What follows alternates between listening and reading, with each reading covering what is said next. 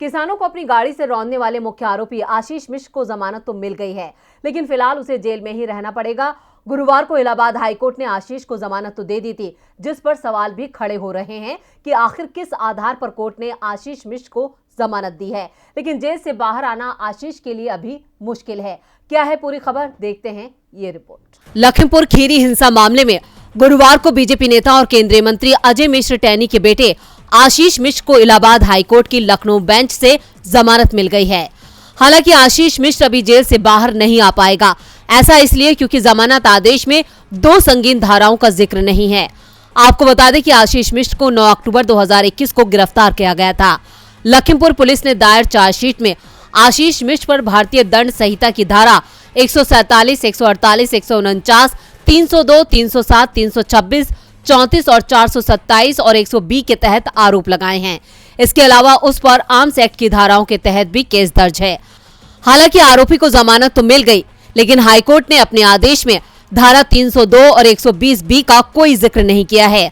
धारा 302 हत्या से जुड़ी है तो धारा 120 बी आपराधिक साजिश की है।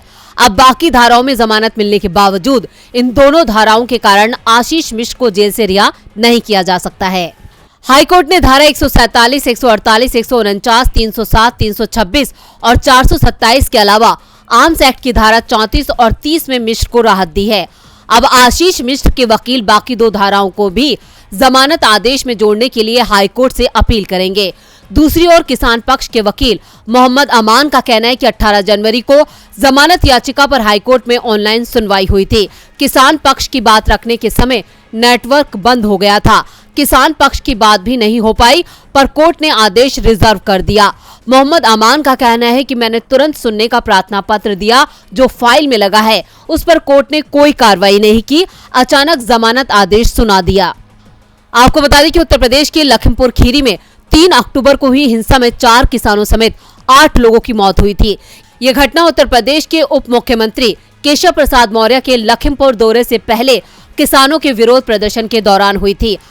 आरोप है कि आशीष मिश्रा के साथ चल रही एक कार विरोध कर रहे किसानों के ऊपर चढ़ा दी गई। इसके बाद हुई हिंसा में 4 और लोगों की मौत हो गई थी। इनमें एक पत्रकार की भी मौत हुई थी।